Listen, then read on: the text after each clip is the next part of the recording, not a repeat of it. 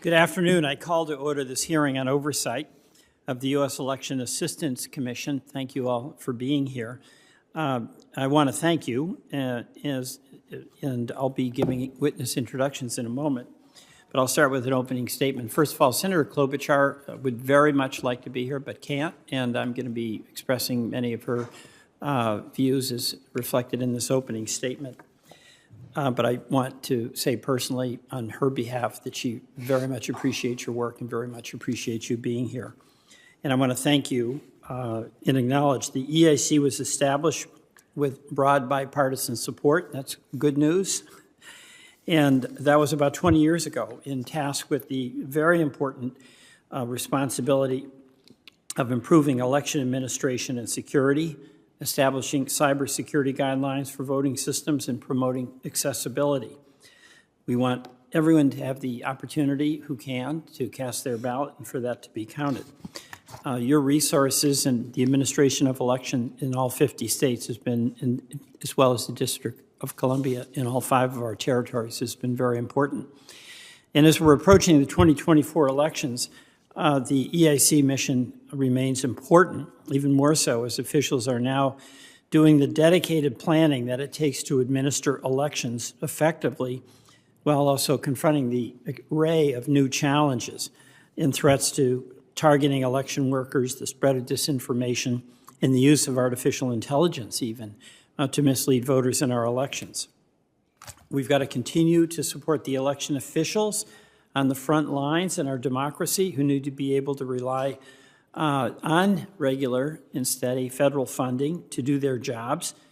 These vital resources, including the over $931 million in security grants since 2018, enable state and local officials to do everything from securing our elections against foreign interference and keeping pace with the evolving technology to recruiting and training poll workers. One urgent issue that the Commission can help to address is the barrage of harassment that is targeting election workers. These public servants are essential to the administration of our free and fair elections, which is why I joined Chair Klobuchar and a number of our colleagues on this committee to lead comprehensive legislation to take this issue head on. It's an area where we do need bipartisan solutions, and I'm glad that last year the EIC voted unanimously to allow election officials to use federal funding to protect election workers from threats and harassment. Since then, states like Washington and Georgia have used EIC funds to improve the physical security at voting and ballot processing centers. I look forward to hearing more on this from you. In addition, the EIC has helped enhance the security of election infrastructure, essential for public confidence in the elections, including issuing new guidance to improve security standards for these voting machines. These efforts and significant investments in election security helped ensure that the 2020 and 2022 elections were secure, as the Department of Homeland Security has repeatedly made clear. The Commission also serves a very important role in combating misinformation. My home state of Vermont is experiencing the same challenges with disinformation as others across the country. Our Secretary of State has done everything within the former one, Jim Condo's, his power, and now our current one, her power, to combat the spread of false claims about elections. And I'm proud to report that an independent audit of the 2022 election in Vermont found no major discrepancies despite having a record turnout. Unfortunately, that's not stopped everyone from making false claims intended to destabilize our state and federal elections. I'm hopeful that the EIC can continue playing a leading role stemming the spread of election disinformation and ensuring that every single state is ready to face this growing challenge in 2024. And finally, while we must continue investing in our elections, I remain concerned that in many states, voters continue to face laws that make it harder to vote. It's why I and many others support the basic federal standards in the Freedom to Vote Act, and it's why I support the John Lewis bill to repair and restore the Voting Rights Act. It's worth noting that our country has a history of passing federal laws to strengthen our democracy. A few weeks ago, we recognized the 20th anniversary of the National Voter Registration Act, or Motor Voter Law, that was enacted with bipartisan support, and last October marked 20 years since we passed HAVA, or the Help America Vote Act. And that's where this organization was started. And I look forward to hearing about the Commission's efforts to support local and state election officials. And now I want to thank our witnesses, but I'll turn it over to our ranking member, Senator Fisher. Thank you, Senator Fisher. Good afternoon, and thank you very much, Senator Welch, for holding the hearing today. It's a pleasure to sit with you. I told Senator I would keep him under control. She can do it. I also want to extend my gratitude to our witnesses, the 4 EAC commissioners, for joining us today. We look forward to hearing your perspectives, insight, and experiences in guiding the EAC's work as we set our sights on the 2024 elections and beyond. Today's hearing provides an opportunity for the committee to obtain a comprehensive understanding of the Commission's operations, note its successes, identify areas for improvement, and address existing and emerging challenges. The EAC plays an important role. It is the only federal agency with the sole responsibility of helping states improve their administration of federal elections, which in turn helps to ensure the security and legitimacy of the voting franchise. It collaborates with states and local officials, shares best practices, accredits testing laboratories, certifies voting systems, and provides vital resources to help ensure elections are conducted with integrity. It is, in my view, the best and most appropriate entity to play this role. In recent years, election officials have confronted an increase in threats to election integrity and cybersecurity. The EAC stands well positioned to help election officials respond to emerging challenges in an ever-evolving landscape. To that end, I look forward to hearing about the Commission's recent overhaul of the voluntary voting system guidelines, the technical standards that all voting systems certified by the federal government must meet. I understand that these updated standards include significant improvements aimed at preventing attacks on our election infrastructure. As you all know, states are tasked with the important work of recruiting, training, and retaining election officials and poll workers. It is concerning, then, that we continue to hear about difficulties with recruitment and retainment. Dealing with emerging election security issues has become all the more difficult as those with the most experience retire. However, the EAC has done its part by raising awareness through the valued role of poll workers and inspiring greater civic engagement through the establishment of National Poll Worker Recruitment Day. I was very pleased to hear that on this day that was so successful, that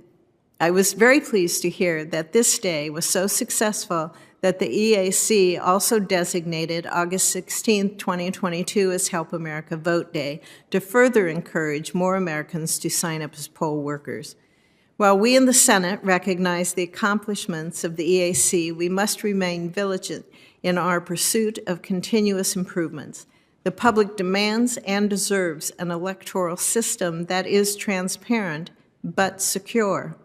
Our duty is to ensure that the EAC is equipped with the necessary tools, resources, and guidance to fulfill its mission effectively.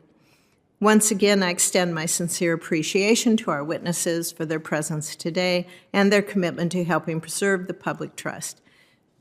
Thank you. Thank you, Senator Fisher. Our first witness is Chairwoman Christy McCormick, confirmed as a commissioner in December 2014. Commissioner McCormick previously served as an attorney in the voting section of the Department of Justice and at the U.S. Embassy in Baghdad, where she oversaw Iraq's national elections. Thank you for that. She received her bachelor's degree from the University of Buffalo and law degree from George Mason.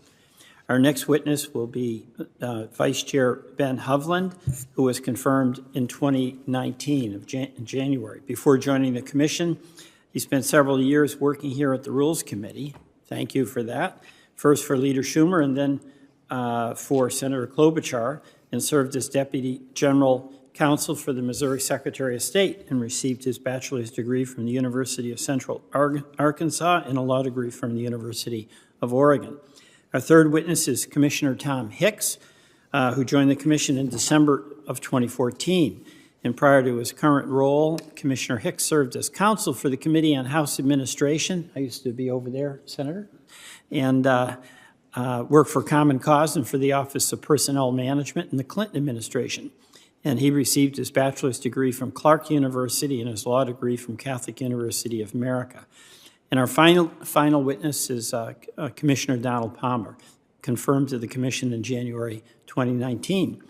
And Commissioner Palmer previously served as Secretary of the Virginia State Board of Elections, as Florida's Director of Elections, and as attorney with the voting section of the Department of Justice. He also served for more than 2 decades as an intelligence officer and Judge Advocate General in the Navy, and received his bachelor's degree from Jacksonville University, master's degree from George Washington, and law degree from Stetson University. And I will now swear in our witnesses before we proceed to their testimony. Commissioners, if you would now please stand and raise your right hand. Do you swear that the testimony you will give before the committee shall be the truth, the whole truth, and nothing but the truth, so help you God? Thank you. You may be seated. We will now proceed to your testimony, and I will recognize you for 5 minutes, a 5-minute statement, and we will start with Chairwoman McCormick. Chairman Welch, Ranking Member Fisher, and members of the committee, thank you for the opportunity to appear before you today to discuss the work of the U.S. Election Assistance Commission as we prepare for the 2024 elections. We appreciate the committee's crucial oversight efforts and close attention to the EAC. Our nation's elections have faced increased scrutiny in recent years, and this committee has responded by demonstrating leadership in helping to support election administrators. Whether listening to the needs of election officials, furthering work under the Help America Vote Act, or providing grants for election security, Congress has worked closely with states to reinforce this critical infrastructure. As an independent bipartisan agency, the EAC stands in a unique position to work with Congress to further assist states and localities in the efficient and accurate administration of elections. Over the past decade, the field of election administration has faced ever-growing challenges and the need for increased technology improvements to our election systems. Many of these challenges, including questions about adequate funding and security for voting systems, are not new. Others, however, have increased suddenly in recent years. For example, social media continues to evolve with new platforms and generative AI tools, making voter education more challenging. In addition to administering elections and voter education, officials must still prepare for cyber, physical, and personal security threats. Many election officials have left the field, citing safety, increased requirements and expectations, and a lack of resources. Some local communities have seen their entire election departments resign. Now more than ever, election officials need our support. With the help of this committee, the EAC is determined to do all it can to meet these challenges. Over the past year, commissioners have redoubled outreach by resuming travel across the country for in-person meetings, presentations, and visits with state and local election officials. Discussions during these visits underscored not only the outstanding work of election administrators in the 2022 midterms, but also the significant impact of efforts by the federal government to provide guidance, monetary resources, and best practice materials. Election officials have expressed sincere gratitude for recent assistance, especially for resources dedicated to safety and security. This includes over $900 million in HAVA security grants provided by Congress and administered by the EAC. With support from Congress in the form of an increased agency operating budget and more consistent HAVA funding to the states, the Commission continues to fulfill its mission to improve the administration of federal elections and to help Americans vote. As you are aware, the decentralized nature of U.S. elections results in a diversity of practices, laws, and regulations. With more than 3,000 counties and thousands of localities, it takes nearly 1 million poll workers to operate election polling sites. This process supports more than 209 million registered voters. To support the country's diversity of election situations and meet HAVA's charge with developing election guidance, the AC's newly expanded Clearinghouse Division has produced more than 60 products since 2021 to assist election administrators. These documents reflect the need for unbiased, trusted source guidance as election officials navigate the complexities of election administration. Earlier this year, we hired an experienced government leader, Stephen Frid, to serve as our new executive director. One person does not an agency make, so the EAC has hired needed support staff to assist in the election process and the role it plays as critical infrastructure. Additionally, the EAC marked the 20th anniversary of HAVA in 2022, commemorating the historic milestone with the launch of Help America Vote Day and the second National Poll Worker Recruitment Day. The EAC continues to strategically promote election worker information on social media and on our website. We created helpamericavote.gov in 2020 in service of the first National Poll Worker Recruitment Day. This permanent outreach platform offers a custom lookup tool with details as jurisdiction-specific official contacts, required training, and polling place hours. In 2022, the EAC's poll worker web pages had over 263,000 page views. We regularly receive modifications from election offices, and based on the responses, information is regularly updated on the site. We will continue to offer resources relating to poll worker recruitment, retention, and training leading up to 2024, including National Poll Worker Recruitment Day and Help America Vote Day. Given the interest that members of this committee have shown in these efforts, we welcome your input moving forward. And looking forward to 2024 with ongoing support from Congress, the Commission will provide the necessary assistance to election officials to mitigate challenges and protect the integrity of U.S. elections. I would like again to thank the committee for its oversight and support of the EAC, as well as for the opportunity to speak here.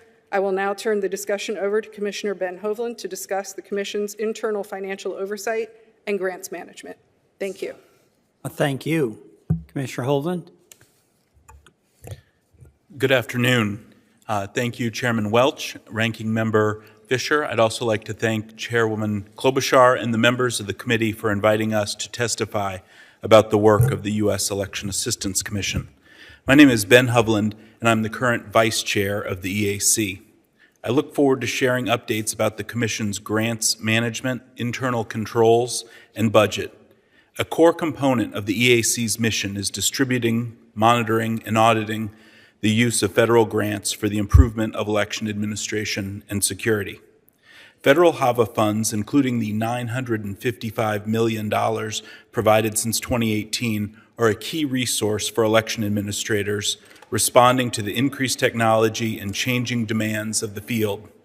To emphasize the importance and impact of this funding, I would note the election infrastructure sector-specific plan states, quote, "It is impossible to make an honest assessment of the election infrastructure subsector's risk and the potential to mitigate that risk without an understanding of the chronic resource issues the subsector faces at all levels of government," end quote.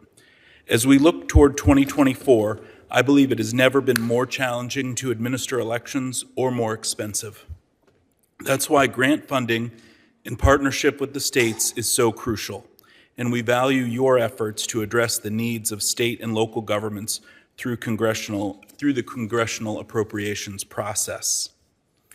As of March 31st, 95% of the FY 2018 election security funds have been expended. Including additional election security funds from FY 20, 22, and 23, states have spent a total of $529 million in funds awarded between 2018 and 2023, which is approximately 56% of the available grant funding. The spending rate depends on the state's planned use, with some states allocating the funds for long-term programs or resources. Some states provide these funds to local governments in the form of subgrants, while others rely on these funds for staff and materials at the state level. With each state having their own security needs and differing timetables for significant purchases, such as voting system replacement or new statewide voter registration databases, usage rates have varied across the country.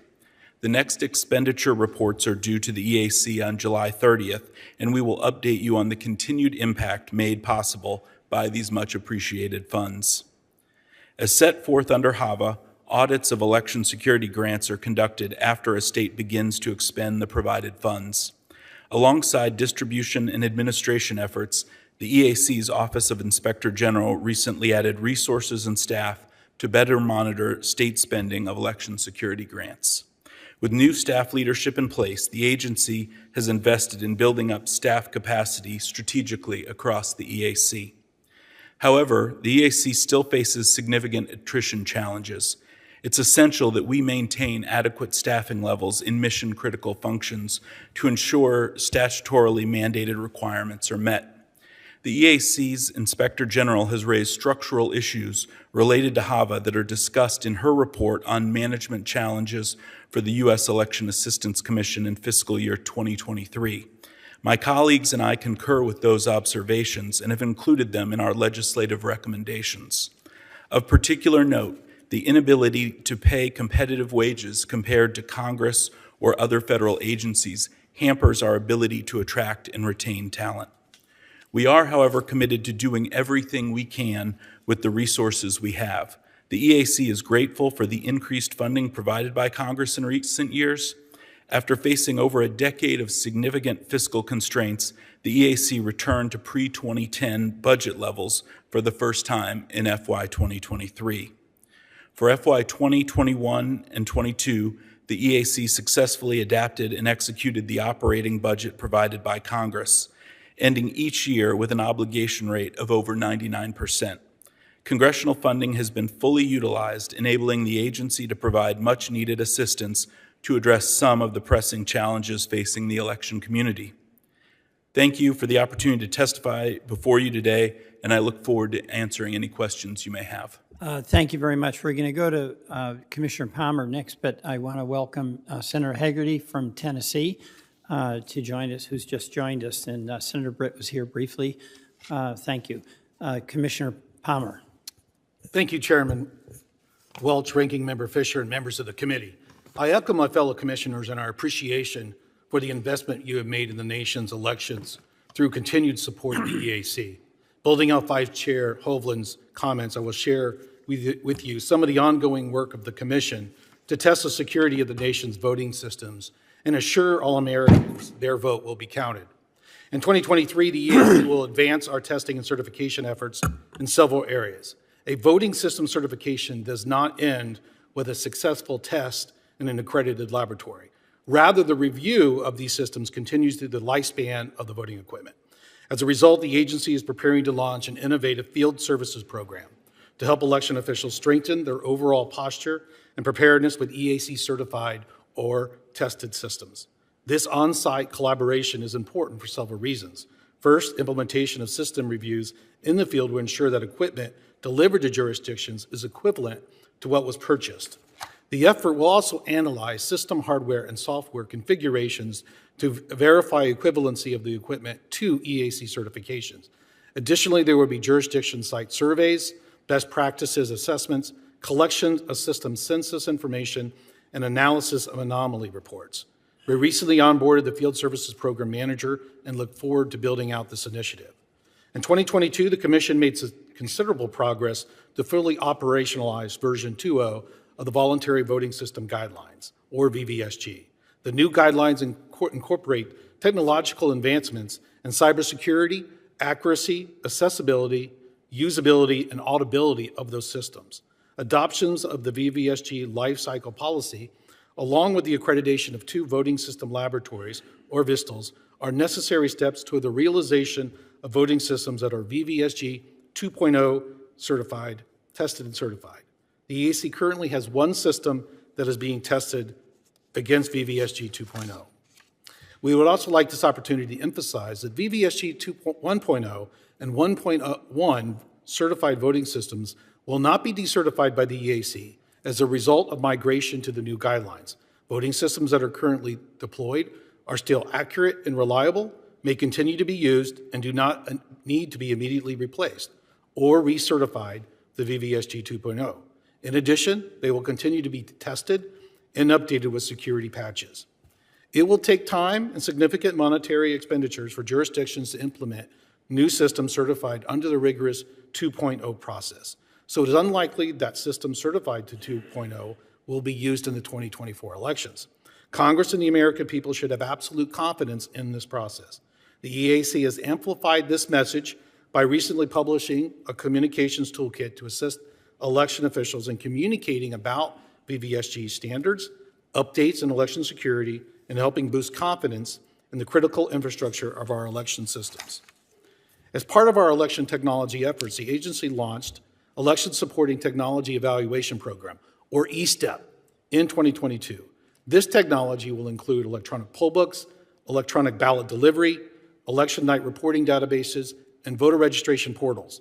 These election supporting technologies are crucial tools for both election officials and voters. As more states and localities adopt these technologies, officials are looking to the federal government for voluntary standards and guidance, similar to what is provided in the VVSG. Currently, election administrators must rely on a patchwork of state laws, regulations, and certification programs of varying degrees of review. An established EAC program will provide for the development of robust voluntary standards, testing, guidance, and training material covering election-supporting technologies.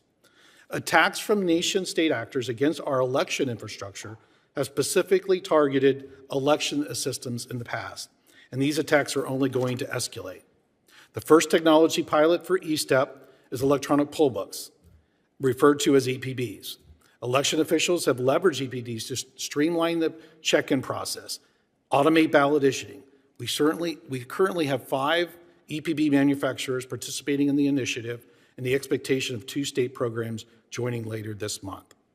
As the cybersecurity threat landscape across the election community continues to evolve, the EAC is planning a voluntary coordinated vulnerability disclosure program.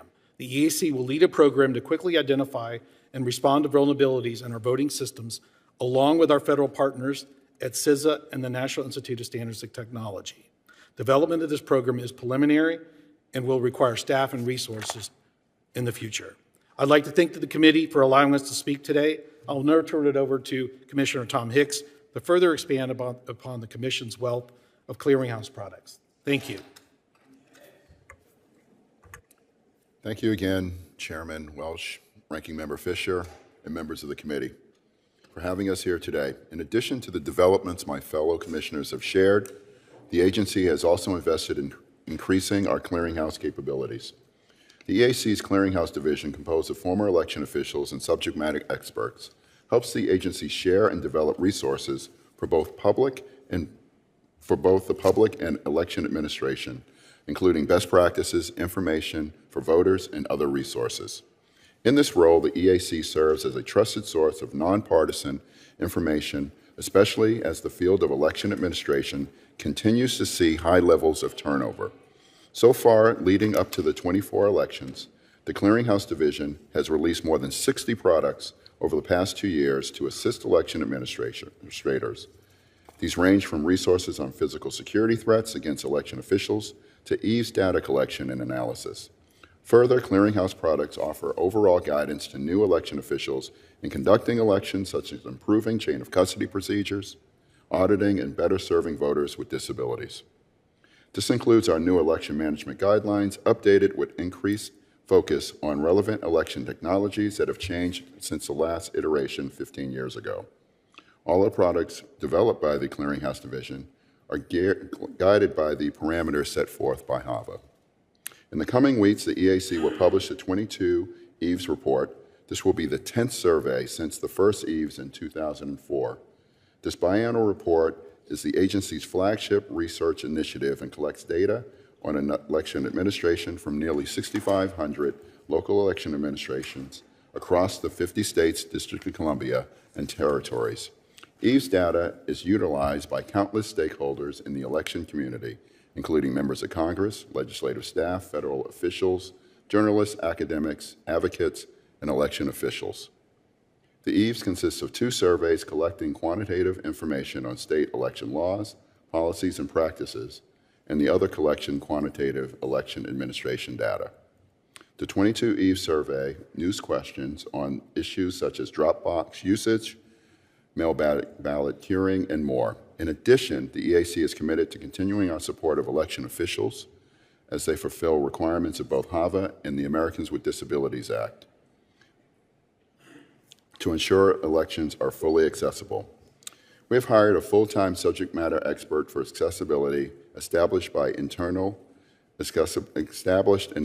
accessibility working group, continued EVE's election EAC research on disability-related voting issues, and expanded our accessibility resources and programs. The EAC is working on a national study to document the experience of voters with disabilities for the 2022 midterms. The survey results will be finalized this summer, will include key information on voter access. The Commission intends to use these results to produce actionable items that are necessary to meet HAVA's vision of fully accessible elections. Amongst numerous and other resources of voting accessibility, EAC has released checklists for election officials on accessibility for in-person voting, voter registration, vote by mail, and assisted for voters with language access needs. The language access resources were updated following the most recent release of Section 203 of the Voting Rights Act requirements, which required 330 jurisdictions to produce language accessibility resources for voters. This inclusion vision of HAVA calls on the EAC to assist election officials and voters as we embrace the mission wholeheartedly. Similarly, the nonpartisan approach of the election administrators have continued to promote confidence in elections and voting while advocating civility throughout Americans' electoral process. With the 24 election cycle already here, election officials face an ever-growing list of responsibility and challenges, including escalation of threats to election officials and poll workers. The EAC is working diligently to help them prepare for the expected and unexpected, like my reading, and other in order to provide the best voting experiences for every voter. Thank you for the opportunity to share some of the work of the EAC and your commitment to election administrators, poll workers, and voters. There's still work to be done, and we look forward to working closely with you on these and other important matters. I appreciate the chance to testify today and welcome any questions or feedback you may have. Thank you very much. We have just had an excellent presentation by all the witnesses. I'm going to have them do it again. Well, what I wanted to acknowledge was that they clearly sort of spread out the information so that we were getting a comprehensive view of what it is they've been doing and what the challenges are.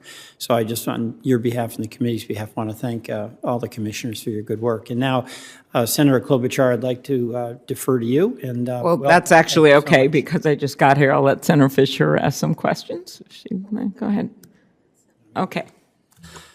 Well, thank you. One of the areas of real concern, I think, for all of us is this disinformation and just how that's all escalated. We saw evidence of it in past elections, but now everyone's concerned about AI.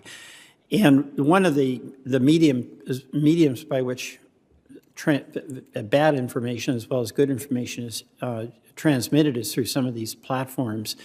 And these platforms, the large tech companies are, as I understand it, starting to they're doing layoffs. And I don't have the information, but I have the apprehension that many of these layoffs are targeted to those functions that had to do with monitoring misinformation. Just as an example, Twitter, of course, that's a special case. It effectively disbanded its ethical AI team. In January, Meta reported that it ended the contracts of about 200 content moderators and laid off at least 60 members of Instagram's well-being group, and more than 100 positions laid off that related to trust, integrity, and responsibility. In February, Google laid off about a third of its staff with protecting society from misinformation, radicalization, and censorship. And in Twitch, there's about 50 employees who came out of that division.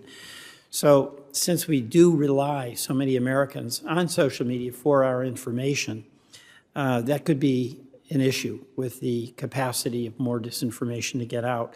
So I'll start, Chairwoman McCormick, with you and ask you what kind of challenges have local election administrators seen with the spread of information?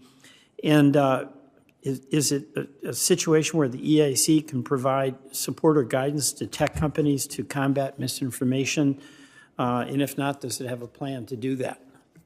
Thank you for the question, Senator. Yes, the EAC has heard from local election officials and state officials on instances where bad information or misinformation, disinformation has been provided on social media platforms. We continue to urge people to go to a trusted source, such as a local or state elections administrator, to get their information. We also have started an internal AI working group. This is obviously a very new issue that's coming up, of great concern. We have been having discussions with both CISA and our federal partners on how we might combat the mis and disinformation, and especially with AI, which is, of course is going to be quite complicated and challenging. We also provide toolkits for election officials. We have an elections, communicating elections process toolkit, which includes like posters and sample social media updates and all kinds of information that we urge the state and local election officials to utilize in communicating with their voters, the actual true information. The EAC stands by with our facts, with our EAC, our EVES report, and we're happy to provide that to anybody who asks, including the social media platforms if they ask us. You know, one other question. In Vermont, the Secretary of State's office did launch a site called Elections, Myth versus Fact, and it was a web page intended directly to combat disinformation. And I'm going to ask you, Commissioner Palmer, whether you think efforts like that can be effective, and do you recommend other states adopt them? And that's knowing that it's got to be rigidly nonpartisan in order to have credibility. But voters, whether you are going to vote for a conservative or a liberal, I think all of us want to know that the information we're acting on is accurate. So is that step that Vermont's taken, is that anything that you have thoughts about whether that could be helpful elsewhere? That's absolutely a best practice, Senator Welch. This goes back decades where election officials, there's all types of rumors are out there or incorrect information. And so if you have a myth buster or a rumor buster, it's important that the election official provide the true information in a very nonpartisan, down the middle road, just the facts, ma'am. And that's exactly what we did when I was in Florida and in Virginia.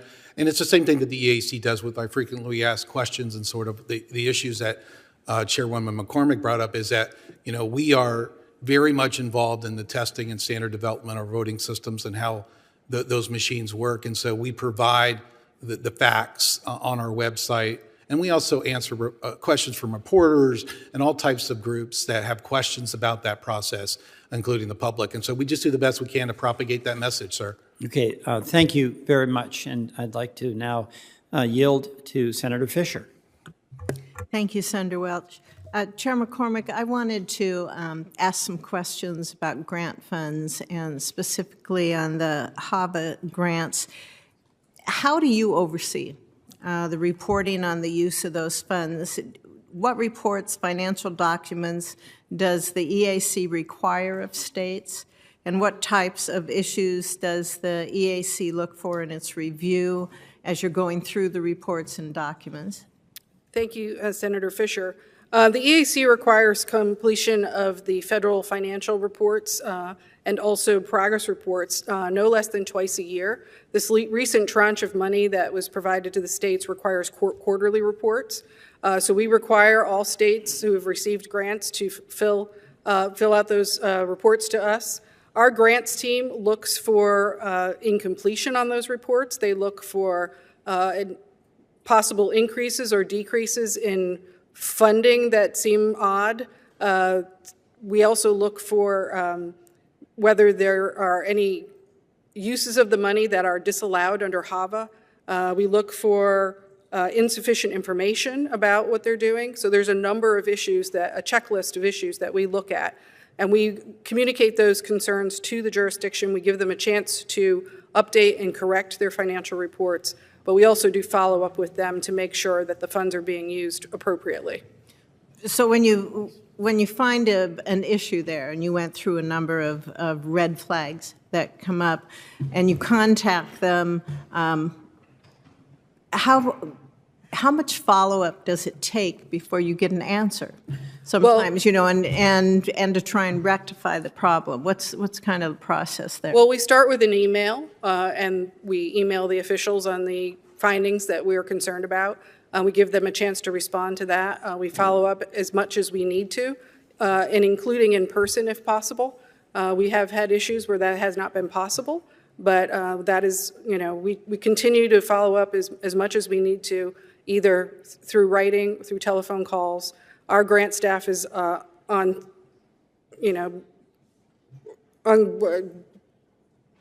basically they are there to help people work through those issues and fix any issues that may have come up. There was a report out from the IG. There were some issues in the Commonwealth, the Northern Mariana Islands, with their accounting and reporting on the grants. Did you learn any lessons from that? Is there something that could have helped prevent that situation? Yes, Senator. I think part of the problem was the Northern Mariana Islands had not been traditional recipients of HAVA grants. They had not been through the training and sort of the work that the other states had been through. I think it would have been helpful to have an in-person training with them. They're very new to this. They're also new election officials themselves. We did follow up with them numerous times in many different ways. Obviously, the pandemic precluded anybody from going out to visit the Northern Mariana Islands, but I believe that an in-person training and in-person guidance would have helped that situation. Do you see an issue there? In my opening statement, I talked about the retirements we're seeing of poll workers and retention issues that we have. How does that affect your job for oversight? I think this is a great example that you're going to have to do a lot of educating, maybe. Yes, this is where we do a lot of educating, and this is where all of our clearinghouse products have come into play. We've updated what we call the election management guidelines, which is basically a textbook for election officials on the basic issues that they need to know in election administration. We've got quick start guides. We've got numerous products to help the new election officials. As well, we are going out to as many state conferences as we can and talking to the new officials and trying to provide them with whatever information we can to help get them up to speed, because we will have somewhere between a third and a half of new election administrators coming up in 2024. Right. Vice Chair Hovland, we've seen that the GAO, you told the GAO that the electronic system it used for states to submit CARES Act progress reports allowed the states to omit or miscalculate some of their expenditure totals. In the financial section of the progress report, officials told GAO that the system doesn't have the capability to automatically calculate a state's total expenditures based on the expenditures listed in different categories. Have you addressed that issue? We were in the process of implementing a new system to help streamline the process and grant reporting. Of course, with any new system, there are bumps along the way, but we're reviewing all that, and certainly our grant staff can get back to you with any specifics or to your staff. Yeah, I'd appreciate that. It seems like a pretty high number, that it may involve nearly 20% of the total reported nationwide spending for CARES Act grant funds, just in how they were categorized on that. So if we can get you a question in detail, if you could get back to us, I'd appreciate that. Absolutely. Thank you. Very good. I want to thank, first of all, Senator Welch for filling in for a new guy. He's doing pretty well. Only in Congress are you considered new when you've been here for, 18 years? And then also my friend Senator Fisher, thank you. I just want to briefly say how important the work you do is. As we know, the EAC was established with broad bipartisan support to, let's get the mission clear, fund to help states improve election administration security, cybersecurity guidelines, very important in the last few decades, and accessibility for voters. And I hear time and time again from secretaries of state on both sides of the aisle how important it is, the work that you do. We know you're confronting new challenges ahead with everything from artificial intelligence to the challenge I know you have been experiencing on, as I've heard from our local officials, of harassment of secretaries of state and volunteers at election places and election officials, regardless of party. So I guess I'd start with you, Vice Chair Hovland, since you used to work for me. Can you briefly expand on what you see as the most urgent needs of states for additional federal funding? Absolutely. Thank you, Chairwoman Klobuchar. Right now, I think the election community really just faces so many challenges. As I said in my opening statement, I think election administration is more challenging, it's more challenging to administer elections now than it's ever been, and more expensive.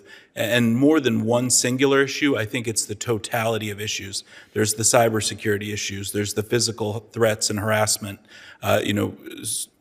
adding to buildings and the security of buildings, obviously incentivizing recruitment of poll workers. Senator Welch asked about mis and disinformation earlier. One of the things I think about all the time, there's two sides of that coin. There's the whack-a-mole of the falsehoods that you hear, but there's also the voter education piece. And so often voter education falls to the back burner, but that's an integral part of combating misinformation with those debunking pieces. And so getting people money to make sure they have the resources to do that is critical. Okay, very good. Commissioner Hicks, Chairwoman, just talk about the importance of steady funding and how that would be helpful for the states when you deal with different threats, it appears, every election. Thank you, Senator Klobuchar. It's great to see you. Having steady funding ensures that states can allow for an adequate budget each and every election cycle. We know that there's going to be a lot of additional costs that are coming down the pike for election officials who want to replace their voting equipment with 2.0 voting equipment. That will probably not be ready for 2024, but as they look towards doing their budgets, they will need a significant amount of money to replace those machines. Every election cycle, there's something that may come up that they didn't budget for.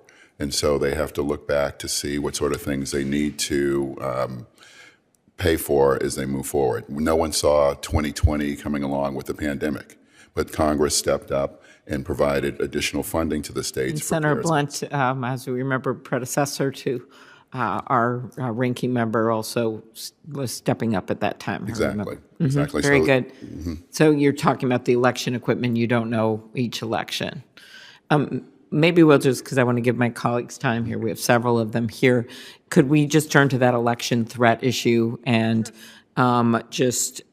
we've heard from Kentucky Secretary of State, just the difficulty of attracting volunteers sometimes to work the polls, and just where you see this coming out. Rural areas not having the funding for as many law enforcement to help these many times volunteer workers at the polls.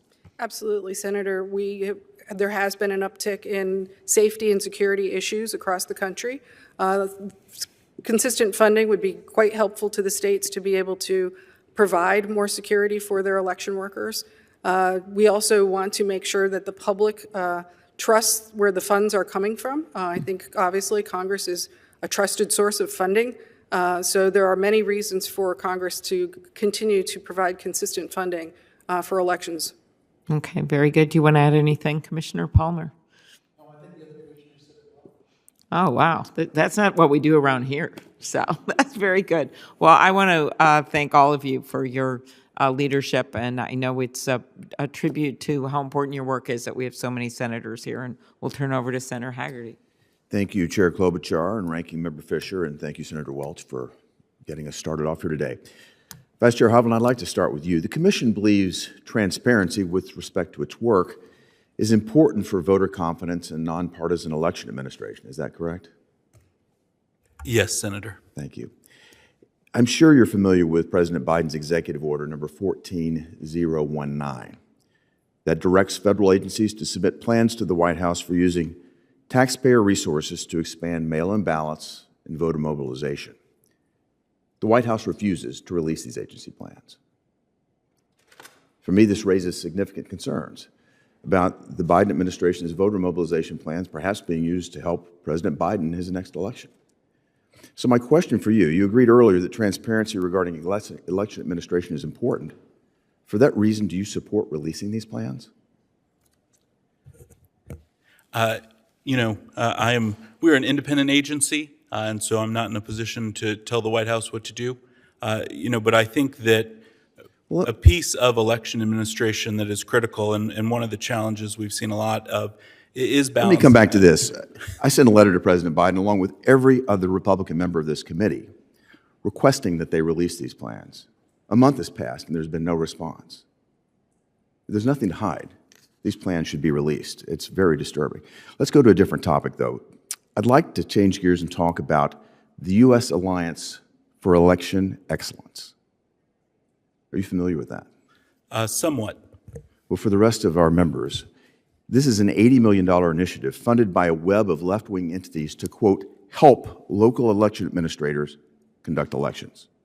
It's a new form of Zuckerbucks, is what it is. It's connected with the Democracy Fund and Arabella Advisors. Arabella Advisors heads up a massive network of left-wing nonprofits that pulled in nearly $2 billion per year in 2020 and in 2021. That's a massive amount of dark money influence in our elections. This network of entities has received tens, if not hundreds of millions of dollars from a foreign left-wing billionaire named Hans-Georg Wyss. He's not a U.S. citizen, so he can't contribute directly to our elections, but he's found a way to be involved in our elections. So is concerning to you, Vice Chair Hovland, that a foreign actor is heavily influencing private groups that are, quote, assisting American local governments with election administration? I testified before the House Appropriations Committee in 2021, and I was asked about the Zuckerberg-Chan contributions. And at the time, I noted that, I don't believe that elections should be supported or election funding should be dependent on the charity of billionaires. What about foreign billionaires? But I believe... Can you answer me that? What about foreign billionaires? I don't think any billionaires should be... Our election administrators shouldn't be dependent on any financing from billionaires, but it's a failure of government if we do not provide them with sufficient funds. Let me ask you this. I talk to so many Do you support foreign donations for U.S. election administration? I do not, but it's also not our purview personally. That's good to hear. But sir... Would it be foreign election interference in your mind? Senator, there were people in 2020 who were using those charitable contributions for their personal safety. They were putting their lives on the line. That was used for PPE and hand sanitizer. So foreign donations are okay with you then? Absolutely not. Of course not. Okay, I want to be clear with that then, because what this is Zuckerberg the government failed to provide that funding. Coming from a foreign billionaire involving themselves in our elections. What I want to make certain is that this commission, that no election assistance commission dollars are commingled in any way with these foreign funds. Of course not, sir. We provide funds. You can guarantee me that will not happen. These foreign funds will not be commingled with our funds. We provide the money that Congress provides to us in formula grants as prescribed by the Help America Vote Act and the appropriations bills that are passed. We follow the law absolutely. And I will look forward to seeing a plan from you, and I'd like for you to submit that to this committee of how you're going to ensure that these foreign funds coming in are in no way commingled or supporting the same election activities at the local level. Sir, we don't have, as you know, elections are very decentralized in this country. It's up to each state and locality on the funds that they're able to accept. Our job is to distribute the funds from Congress. We are proud to do that. We hear regularly from state and local administrators that they need additional funding, that they need regular funding, and we would welcome those dollars from Congress to support those officials adequately. Certainly not from foreign billionaires. Thank you, Madam Chair. Thank you very much. And just to clarify, Vice Chair, the funding during those 2020 elections was used in both red and blue states, and it was focused on adapting to holding an election during a pandemic. Is that part of this funding? You're referring to the charitable contributions? Yes, that is my understanding. Okay. And so what you're saying here is that if the state governments had the adequate funding to run elections, that would be very helpful. Absolutely. Okay, thank you. Senator Padilla. Thank you, Madam Chair. And also, just to, before I get to my questions, clarify, I want to make sure that the record accurately reflects Commissioner Hovland's response to whether or not he supports foreign donations into our election administration. Without me interrupting, can you reiterate your answer for the record? I personally do not, though it is not in the purview of the election assistance. Thank you very much. And I just want to say hello again to all of you. Had a chance to not just talk, but visit with at NAS conferences, or even welcome you to California in my prior capacity as California Secretary of State. So a lot of timely issues to discuss. I know Senator Welch already engaged in the threats of election misinformation and disinformation topic. We've referenced poll worker safety. I know the chair has been a leader in that regard, recruitment, retention, and security for volunteer poll workers, election staff at the state and local levels and beyond. The need to upgrade our voting systems nationally, not just BVSG in setting the standards, but helping jurisdictions with those infrastructure improvements. And speaking of infrastructure, I know there's a desire for additional funding for our election. I support that, not just one time, not just once in a generation. It's been too long since HAVA, but ongoing, sustained funding that reflects the fact that our elections infrastructure is now designated as critical infrastructure by the United States government and has been for several cycles now. But I want to really focus my questions to the chair, Chair McCormick. You've claimed to have personally witnessed voter fraud and seen data supporting the assertion that voting fraud is threatening our elections. What data have you seen? It'd be great for you to share that with this committee. I believe there are several reports out there, Senator. I personally witnessed it while I was observing an election in Mississippi many years ago. That's not to say that fraud is a huge problem. I think it is probably pretty minimal, but I think it's important that we have accuracy and integrity in our elections. Okay. And when you witnessed it, was that reported? Was that prosecuted in any way? Yes, that was recorded by the Department of Justice in the observer reports, and I was with the observers from OPM who witnessed it. And it was part of a case in Mississippi, United States versus Ike Brown. Okay. Certainly hope folks were held accountable for that. Chair McCormick, do you view vote by mail as a secure method of voting? Well, being a new resident of California, yes, sir, I have voted. My last election, I voted by mail for the first time. Did you sign up for ballot tracking? I have not signed up for ballot tracking. I highly encourage you to. Yes, go to www.sos.ca.gov. I will give Registrar Logan a call and ask him to sign me up. He can't do it for you. You got to do it yourself. I understand, sir. Do you view automatic voter registration as a safe method to increase registration and turnout? Sir, I think that is a good way to do it. However, I think we need to give a good option for people to opt out if they don't want to be automatically registered. There are groups in this country that do not want to vote, some religious groups and others. So I believe in automated registration. I think it's a good tool to register folks who haven't been registered previously and give them an opportunity to do that. And to the extent that it's been implemented in multiple states, I do believe that's the option. There's a significant difference in opt-in versus opt-out, but it's not mandatory voter registration, just like we don't have mandated Correct. voting. People do deserve the option. We highly encourage people who are eligible to register to maintain their registration record current and to vote in every single election. I just state this because I know there's a tremendous amount of research on this topic that points in the exact same direction. Voter fraud is exceedingly rare. This includes voter impersonation, mail-in ballots, and more. In fact, mail-in ballots are both secure and essential for secure elections that are as accessible to voters as possible. I hate to have to continue to raise this year after year, cycle after cycle, but the misinformation, disinformation about the integrity of elections, the integrity of election administrators, and elections workers continues to be under attack, and we need to take every opportunity we can to set the record straight. Thank you very much. Thank you very, very much, Senator Padilla. Senator Ossoff. Thank you, Madam Chair. Vice Chair Hovland, I want to touch on something we've seen particularly in Georgia over the last few cycles, which is the partisan and malicious and frivolous use of voter challenges to tie up county election boards, and these challenges are often filed by groups that are spreading baseless conspiracy theories about widespread voter fraud. Just a few numbers for the panel. In 2022, across just 8 counties out of 159 in Georgia, there were 65,000 challenges to voter registration.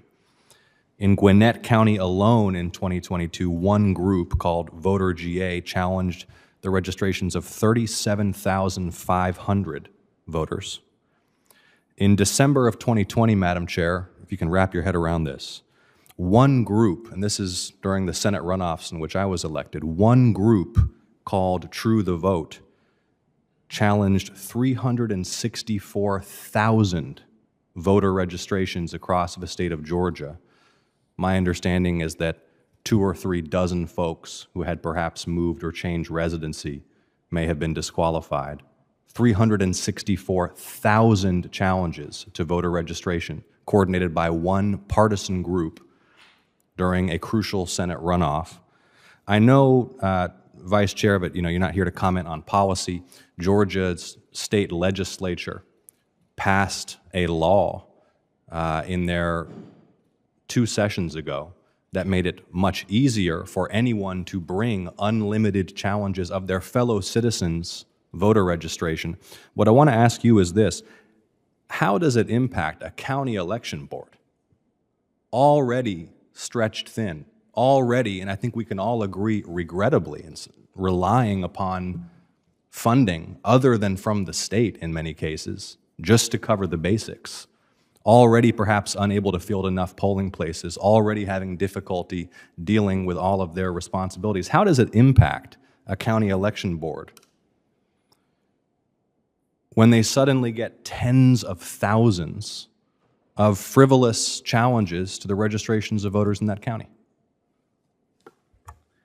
Thank you, Senator, for the question. And I would say I'm recently returned from Georgia, where I met with folks from the Secretary's office, as well as Fulton County and the Athens-Clarke County Unified Government. And, I think when you look at the issue sort of broadly, again, I won't comment on the Georgia-specific issue there, but what we are seeing across the country are, again, based on mis and disinformation, sort of offices being inundated with tasks. And again, election offices are often very limited in the number of staff they have. And, when I think about some of the challenges they face when they have this kind of impact, there's only so many hours in the day, and that time is such a valuable commodity.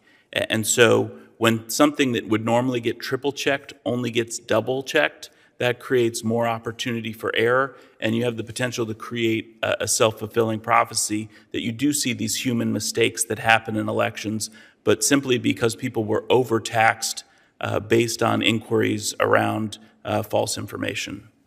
So a large number of frivolous voter challenges can tie up the resources of a local election board, correct?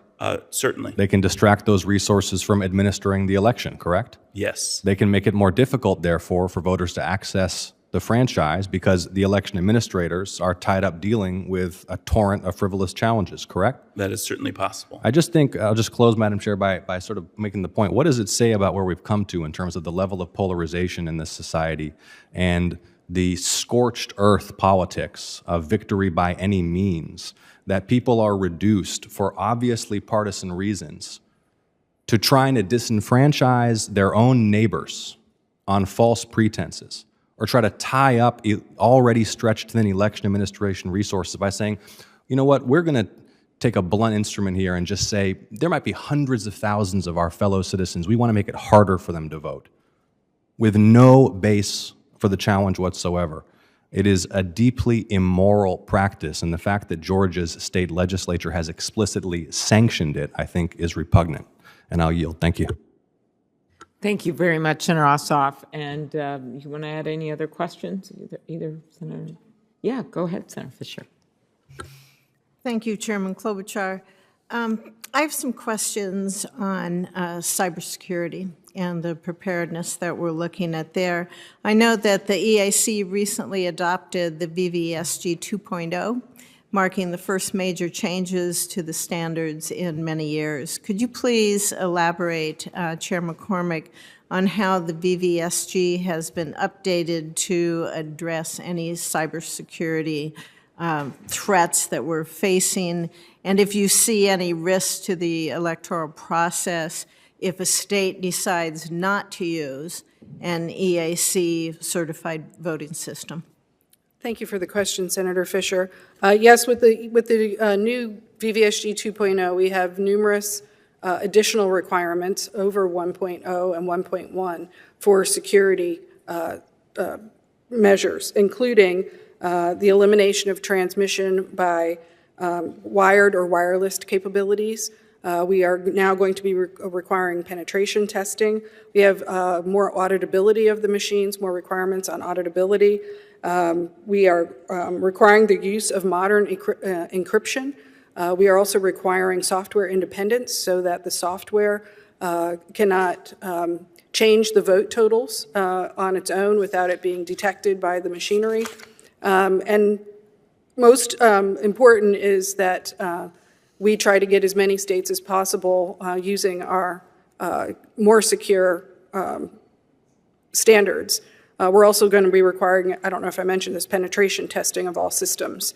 As far as the risks to the electoral process, most states use some portion of our standards or our laboratories. We don't test for all the states, but we do provide documentation and information for the states that do their own certification.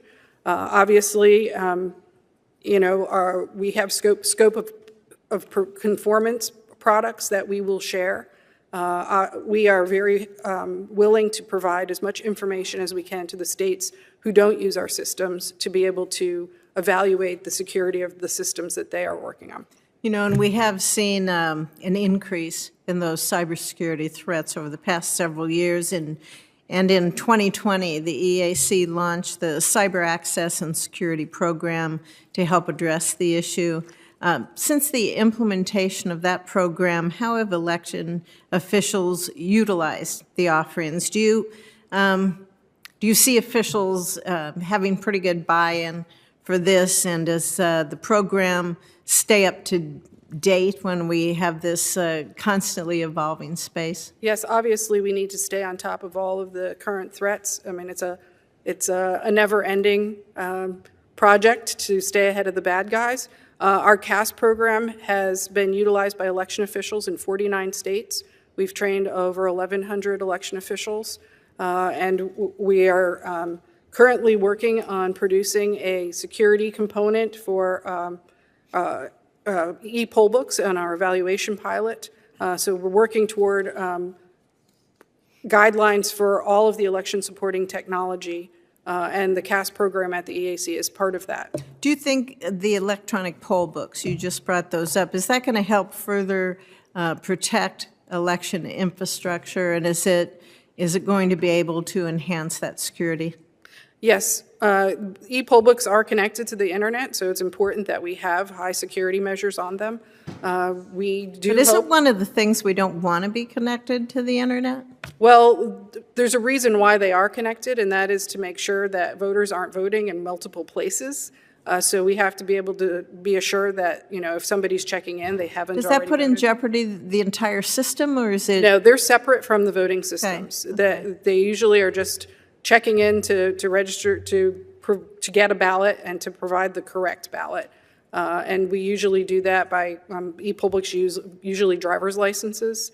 And, they swipe those driver's licenses, but there is usually a connection. But it has nothing to do with the voting machines. No, they're not connected to Okay, the I voting think that system. needs to be There is made clear because yes, there is an error gap. there's deep concern about anything that's connected to the internet. Yes. And the possibility that could be hacked in any way. Yes, and we are, ask election officials to ensure there is an air gap between any kind of system that is connected to the internet with the voting systems, so that the voting systems are not affected by, any kind of internet connection. Right. Thank you very much. All right, well, thank you. And I'm sure we will keep the record open of the hearing for a week for if our colleagues have other questions. You've all done very, very well. I want to thank Ranking Member Fisher as well as Senator Welch, the members of the committee.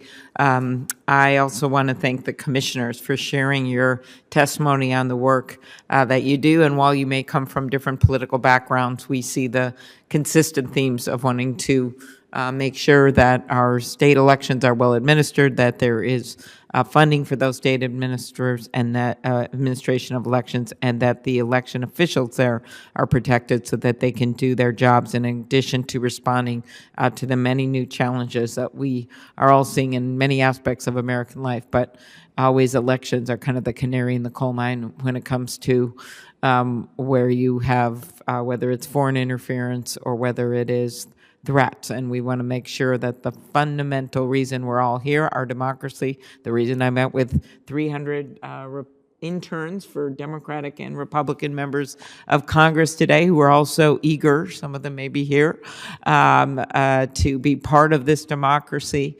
and the reason we all get up every morning. And I want to thank you for guiding us there.